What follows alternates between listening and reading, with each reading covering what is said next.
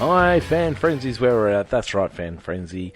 We are back. We had a little hiatus for a little while there. We missed a couple of episodes, but we're back. We're back in a strong way. I've missed it, that's for sure. We're back after the Mexican Grand Prix, and it's obviously sparked a bit of passion amongst people. I'm going to start off with Adam Hughes. We haven't heard from Adam for a little while. 4 out of 10, Adam. He doesn't. I thought it was a good race, but hey, this is all about your opinion, so I'm not going to bag that out. 3 to Max, robbed of P2 by the FIA. 2 to Oscar, driving a sabotage car. Sounds like somebody else I know, Shane. And 1 to Charles. Dud, McLaren, and Zach Brown for sabotaging Oscar Piastri's car and title to give Hando a paper title. Hando. That's what it it says. Getting a handy from Zach. To give Hando a paper title. Said it from day one. Oscar, get out of this team. Where would you have him go? I'm interested. He's in a championship fight, Adam. Which team would you have him go to? Everyone wants to go to Ferrari, don't they? Yeah, they do, but they shouldn't. They definitely shouldn't. But He's got some Italian heritage there. Anyway, who are you going to go with, Shane? We're going backwards. Oh, Simon Blackburn, ranking 8.5 out of 10. Plenty of exciting battles and strategy choices throughout. Hero Norris for nailing the weekend. A real statement drive. Dud, whatever was responsible for communicating with marshals, resulting in the near miss with Lawson. Votes 3 for Norris, 2 for Behrman, putting himself on the map. 1 for Russell for the radio entertainment. Yes, that was quite funny. Which bit? When he talked about, I've got a car up my ass. Talking to Marcus and just getting right into it. Yeah. Oh, okay. They're telling him to do stuff, and he's going, well, I've got a car up my ass, and what do you want me to do? Let that pass too, he said. Yes, that's right. And they said, no, thank you. Question. What can be done for people to realise the Oscar conspiracies are very silly? I don't know what you mean.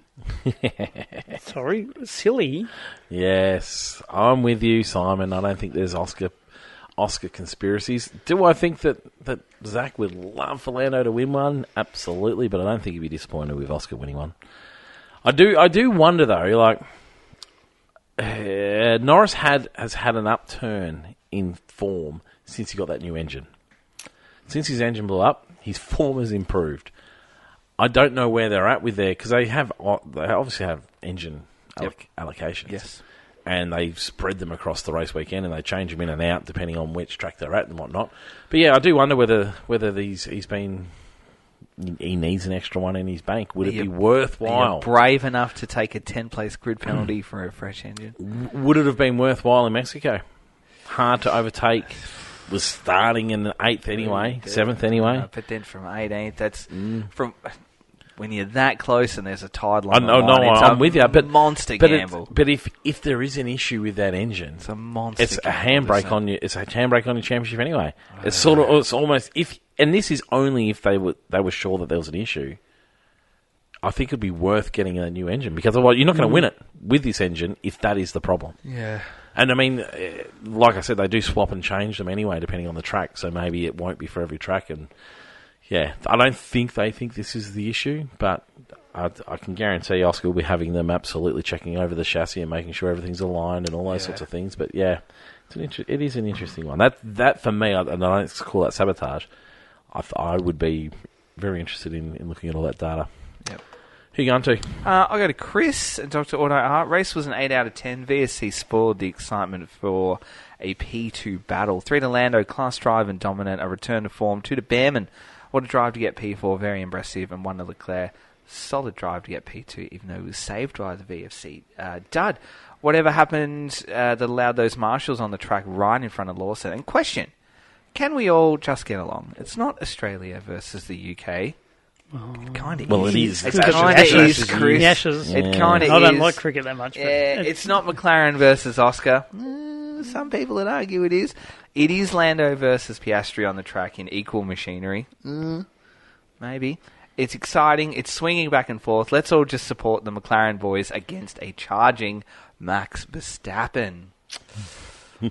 Nah, Chris, it is Australia versus UK, Chris. So you're wrong there.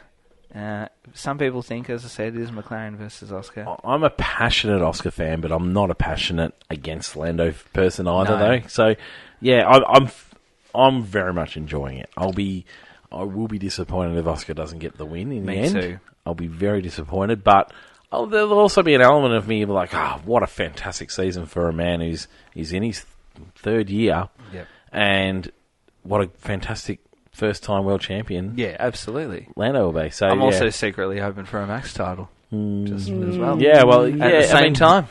Not really, but man, that's an exciting Not season. really, but yeah. But That's an exciting season yeah. finale, isn't it? It is really good. Yeah. Yeah. So Yep. anyway, there we go. Good. Next. Not bad at all. I'll go with Nat, race ranking of 8 out of 10, 3 to Ollie, damn fine race, Lando dominant, and 1 to Oscar. Even though he wasn't on the pace, he still pulled off some great overtakes. I was wondering who was going to put Oscar in the points. Good on you, Nat. Hero McLaren pit crew for a terrific pit stop that gave Oscar an overtake in the pit lane. Well, one of them. One of them One of was them. they did owe him. They did owe him for the 3.9, which killed his undercut and So I maybe. think they locked that one bloke up for that one. My, they must have. But yes, yeah, they did. I don't think it was because they were particularly quick. I think the Mercedes boys messed theirs up. Dud Marshall for the Lawson incident, and the crowd for booing Lando. Loved or hate a driver, I don't believe in booing. I'd rather people cheer louder for the drivers they like and stay silent for the ones of the drivers they don't like. Question: it's been a while since we've seen an IndyCar driver crossover to Formula One racing. How do you think Colton Herta is going to go in F2 next year? Oh, I think you'll be fine. I think you'll be fine. I mean, I think he could have stepped into Cadillac as just one of the seats, but I think I've said that before. But I think this is the right path. I think they're taking the right path. I think it's only F2 for starters. Yeah. It's not like it's No. It's not like it's a high category, but it's not the second best category in the world, is it? No. I mean, it is by absolutely every margin a stepping up category.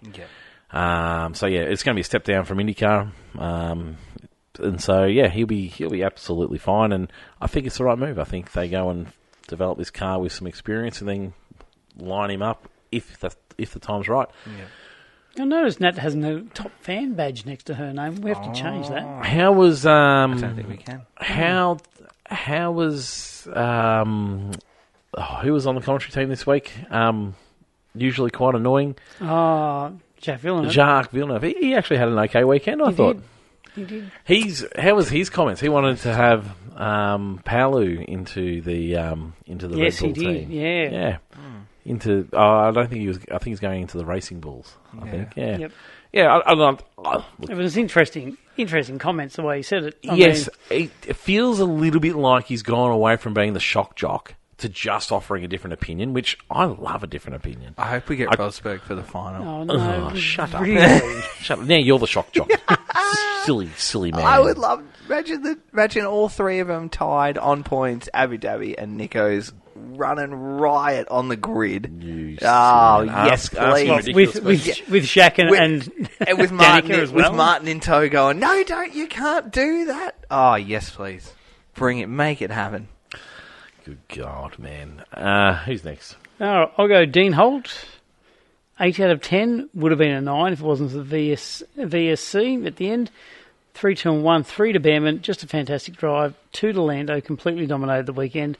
1 for Kimi, another solid weekend. Dud the stewards with the inconsistent penalties given out at the start, as Max and Charles should have got a penalty like Hamilton did. Also the VSC at the end should have been yellow flags. Regarding a lot of people saying McLaren are sabotaging Oscar, I really don't think this is a case. I don't get that comment. As for Baku, both McLarens were off the pace. Coda, I think he was a little unlucky in the qualifying and was just 2/10 off Lando. 2/10 is a fair bit at the moment, but anyway. And the Ferrari and Russell managed to put time into the gap. So he just stuck it in the dirty air all race. Singapore and Mexico for the last 2 years, Oscar has been way off Lando's in both circuits. So for some other reason, tracks don't seem to suit him. I also think Max entering the championship fight must have put a bit of pressure on him as well. But I still think he's a bloody good driver regardless of what happens in the championship this year. And we have to remember this guy is in his first championship battle, who's only going to get better from experiences, race experience over these races. I say this all the time. You need to be in a battle to understand how to handle them. This is his first, but some of the greats can get through in the first one, can't they? They can. And I think he might be one of them. Very nice. Thank you, Dean. Who are you going with? Going with Sam's. You know what? Sam was coming. See, he was coming. And you know what? He had a sore throat. Poor bunny. Poor Sam. Bunny. Poor Sam. You know why he's got a sore throat? Because he rode over a snake on his mountain bike the other day and would have screamed so hard. Did you know? Oh, here we go. Did you know? Snake fact. Yes. No, snake story. For those people around the world, and this was a brown snake, the second most deadly in the world, so you should be a little scared, and yes, he ran over on his mountain bike. And I went for a ride this morning thinking about that the whole time. Thanks very much, And of course, Sam. we had the one at work. Oh, we did have one at work too, yeah. Well, when we were coming home from South Australia on Monday, the little man needed to do a bush week. Uh-oh. And so I couldn't find a spot on the highway, and I randomly pulled over a spot, and it was Nothing pretty wrong with good. it, And he's like, no, Dad, no, can't pull over here. And he was like kicking up, and I'm like, right, well, we'll come down here to this bit. And then I found a little bit more of an opening, just in this absolutely nowhere road. And then down in front of me flew, and I feel like I've got the bird wrong. Is it a peregrine falcon? Do we have those in Australia? Is that right? Don't know. Anyway, it was some sort of falcon that we have here. Flying down on the road, 2 crows attacking it, and then it landed in front of me. And then when it flew up, it dropped this massive snake. No way. I'm like, this is not a good spot either, mate. And back in the car we went, because Where did it drop the snake? just on the road right in front of us. I was like, nah. And what did the snake do? Well, it was sort of clinging to life for a little bit, but I was not sticking around to find out. I was like, get in the car now. You won't give And then it I out just now. drove 20 years on the road. Stories like was those a that full- make people from overseas think Australia is incredibly dangerous. It is. It was a full-on, like, I imagine David Attenborough in a slow motion, like, attack. Well, we had a snake slither across, and it was a decent sized one. Slither across one of our courts while everyone luckily was inside, and just parked itself in front of the girls' toilets. And then one of our staff members nearly stood straight on top of it, and my goodness, did she take off? She ran very fast. She was doing the snake was closer to Roger and I at the moment. That's how close she got. Not great for podcasting again. No, so. we're talking like With less than a hand metre. gestures. Yeah, it's less than a metre, and once again, this is the second most deadly snake in the world. Yeah, And we have it on video. Yeah. Oh, God. My mum tells us a story every year whenever we have tree branches fall down the front yard, that my brother once, when we were growing up, picked up a tree branch and was carrying it around. And then it wasn't a tree branch, it was a snake. And then Dad because Dad was notorious for slicing them with shovels. Did yours ever do that? Mine did. We wouldn't do that because that's very illegal. So we had a shovel in the shed, which we knew was the snake shovel, and it was massive and old, and it was rusty, and it was Dad's, sharp. and it was real sharp and real ordinary, and we knew that this is a snake shovel, and he carried it around up the driveway, and he didn't know what it was, and then Dad would always do that, because we would get them always around our house. You did get them a bit, didn't you? He would just... I didn't live that far from you. No. We never got any. Oh, we got and any. we backed onto bushland. Yes, we did. Yeah, and he would massacre them with this show. Still in the shed. Anyway, on to Sam's point. Grade 8 out of 10. VSC deployment at the end was unnecessary, while Lando's wing incident has a live track. 3 points to Behrman. He did everything right when George and Max are battling, and he capitalised, and being in a Haas against the Red Bull and McLaren just meant his racecraft was 100%. F1.5 podium finisher. Well, Sam, yes, he's in third at the moment. 2 points to Lando. I know Oscar did not have a great day, but to pull 30 seconds on the field is a Max or Prime Lewis effort. And 1 to Bortoletto. Point for a point and keeping Sauber's 2025, I think that's supposed to be, Sam. Good fortune rolling. Dud, F1. You guys have the Mexican F1 theme in the bank. Where was it for the race intro? Come on. I thought it was there. No, I think he's talking about the... Yeah, no, they do the Mexican style of the song. Yeah, I can't do that. It was there. I saw Was it. it? I'll have to... Because I was like, that's terrible. Yeah, I don't know, Sam. I don't know. Hero, Fernando and George, luchador masks to sneak into crowds to watch as a fan, and wearing a helmet themed one around the guys. Fun stuff. Question, does Alpine have relevance within the motorsport landscape? and fan culture. So I kind of read that is Sam asking about Alpine just in general across motorsport. He's got in brackets Driver Academy Reserve. Oh, look, he's got a big roles. block of text that I'm not supposed to read. I'm going to read it anyway. Thanks, No, Sam. I appreciate no. that. Block text that Tris doesn't. Doesn't. That have I to don't read. have to okay. read. I will read it though, Sam, because I'm. Good Lord, I feel like I'm can we good. answer the question before We'll we answer, do that? we'll answer the question first. Do Alpine have relevance within the motorsport landscape? I will say yes, because their endurance category is very, very good. So yes. Alpine or Renault? Alpine. Huh, Yep. didn't know So they were in endurance. Yeah, That's what Schumacher drives. Yep. Huh. Yes, so yes they do. Yes, they do. Yeah, I mean, not in Formula One. No, they don't. No, terrible. But within the world, yeah. Look, I mean, they have dropped off so significantly at the moment. They've tried to get some significance in Formula One with all the getting on board all the celebrities and things like that, and they just since that launched, maybe 5 weeks after that was launched, we haven't seen any of them ever since, have we? We haven't seen any of them play any role in the team. We haven't seen them promote the team in any significant way. So that obviously failed. We've very rarely had a season in F1 where one team hasn't been absolute rubbish. Like they're very rare. Look at Williams. How many years were they just absolutely McLaren was that rubbish? McLaren were rubbish. Yep. Absolutely. Look, Fernando and the GP2 yeah, the Fernando days and that. Yep. And Sauber was it last year. Yep. So and it's Alpine's turn to be rubbish. And I mean, it's hard to be hard on them because this was always going to be a season that they weren't going to be interested in because next year is the season to be interested in with the new regulations. They were coming from a long way back. Just so happens that Sauber and Williams have decided to have a crack this season, which is fantastic. I was concerned that a lot of them were going to go down this path. Well, that's probably magnified it more, especially the Sauber, I think, has magnified it more so because they've got a podium. Which makes the season even worse. Absolutely it does, because they were doing nothing last year. So, yeah, I think so. All right, so this is my test. So, doing some rides recently, and he started to wonder what's up with Alpine. Seriously, Doohan gets booted after 6 races for Colapinto to prove himself. Flav gave him 3 goals, which Franco has not met, and yet he remains because he hasn't crashed and cost the team. He's brought in funding, but usually seems last. Well, I think, Sam, you kind of answered that question yourself. It's the funding that he's bringing in, which while they're doing nothing, is saving him. The conversation has shifted to Colapinto versus Paul Aaron for next year, but Doohan can't break contract because Flav is his manager. I know my Australian citizenship may imply I'm a crybaby, but how is it that an F2 rookie has preference in next year's seat compared to someone who's given a promise and then had it taken? Either way, if Colapinto gets it, Aaron and Doohan are stiffed and reserve driver roles mean nothing to Alpine. Aaron gets it, how long until Colapinto is drafted back in?